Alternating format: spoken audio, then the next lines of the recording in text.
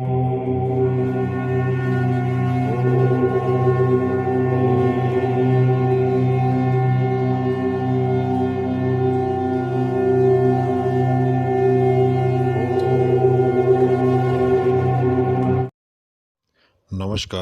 फिर हाजिर हूँ एक और वीडियो लेकर। ये जो वीडियो है ये त्रिशूल बाण के ऊपर है। ये भी बाण विद्या का ही है। इसमें भी बाण का ही प्रयोग होता है और ये भी दूसरे को हानि पहुँचाने के लिए ही होता है।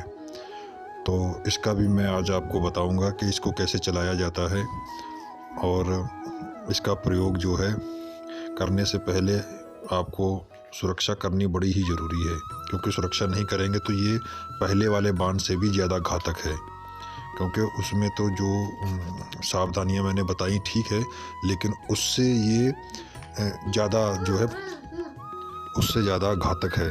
क्योंकि इसमें तो शायद ही कुछ सेकंड का ही समय लगता है अपने टारगेट को अचीव करना, क्योंकि ये बहुत ही रफ्तार से काम करता है।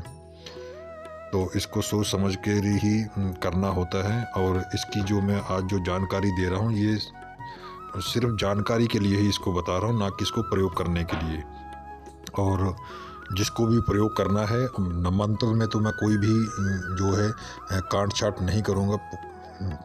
मंत्र का पूरा जो पेवर बताऊंगा, मतलब कि एकदम सटीक बताऊंगा, जिसमें कि कोई भी काट छाट नहीं रहेगी मेरी तरफ से। कोई भी उसको छुपाने की ज़रूरत नहीं, क्योंकि अगर मैं दे रहा हूं तो उसको फुल दे रहा हूं। बस कहीं ना कहीं मैं विधि को जो है कुछ चीज़ें ऐसी नहीं बताऊंगा जो गुरुजनों को पता होती हैं कि कैसे होता है।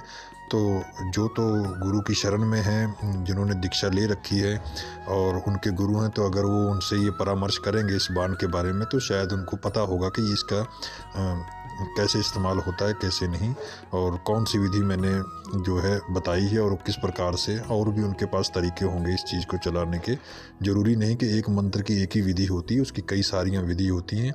कईयों ने अलग अलग प्रैक्टिकल किए होते हैं, उनका इस्तेमाल किया होता है, उनको पता होता है। और मंत्र कम ही उजागर होते हैं, क्योंकि इनको छुपाया जाता है कि ये जन कल्याण के लिए नहीं है, बल्कि जन हानि के लिए होते हैं। मैं तो यही समझूंगा, क्योंकि कहीं ना कहीं हथियार हमेशा ही जो है विनाश ही करते हैं, ना कि कहीं उसका सही इस्तेमाल होता है। आज के टाइम पर तो मुश्किल है कि सही इस्तेमाल हो।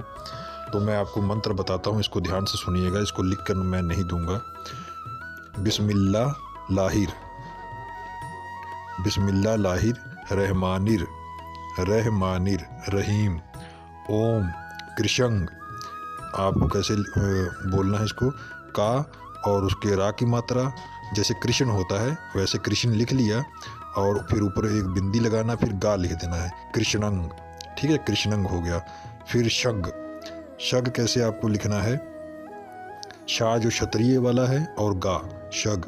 फिर आगे अमुक था, ठीक, मार, ये हो गया।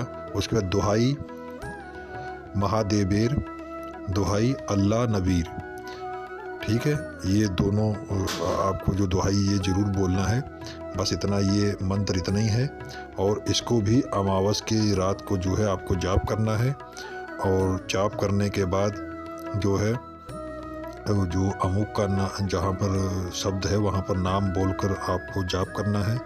जाप करने के बाद जो है आपको एक जो है पहले से ही लोहे का त्रिशूल बनवा कर रखना है। छोटा सा, मतलब बड़ा त्रिशूल नहीं, छोटा सा, जैसे कि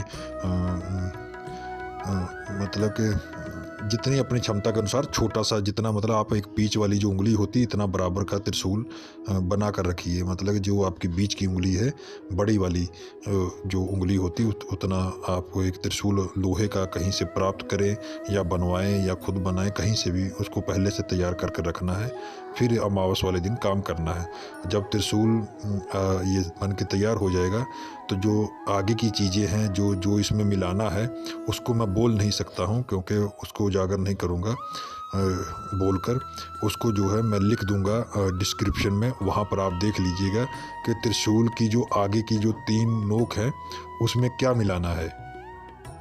वो उसमें मतलब उसको डुबोना किस में है, ये चीज़ें मैं लिख दूंगा।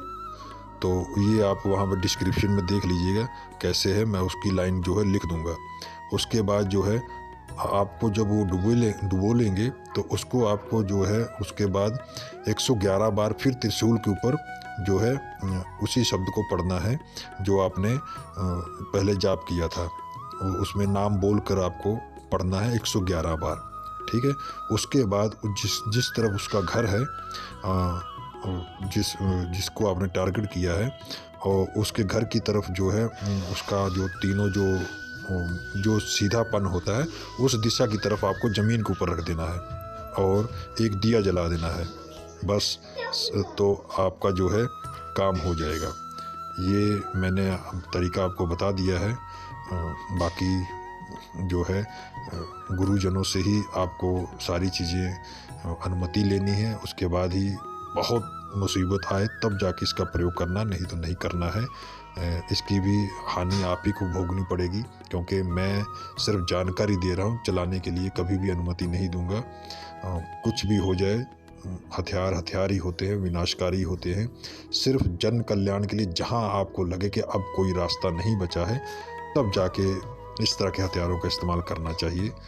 और गुरुजनों की शरण में ज़रूर रहना चाहिए, क्योंकि आप अगर उनकी शरण में नहीं रहेंगे तो कहीं ना कहीं हथियार किसी के भी नहीं होते हैं, चलाने वाले के भी नहीं होते। जैसे जिसने बम बनाया है, अगर उसी के सामने फट जाएगा तो वो खुद ही उड़ जाएगा, दूसरे की बात ही अलग छोड़िए।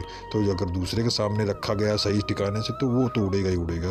तो बनाने वाले के ऊपर भी, चलाने वाले के ऊपर भी कोई गारंटी नहीं कि वो नहीं उड़ेगा इससे। तो गलतियाँ जो होती हैं वो मौका नहीं देती हैं। तंत्र लाइन में तो इस तरह की चीज़ों में मौका ही नहीं मिलता है। तो ये ज़रूर ध्यान में रखिएगा, सिर्फ जानकारी है, ठीक है। और आज्ञा दीजिए, फिर मिलूँगा एक और नए प्रयोग की जानकारी के साथ। नमस्कार।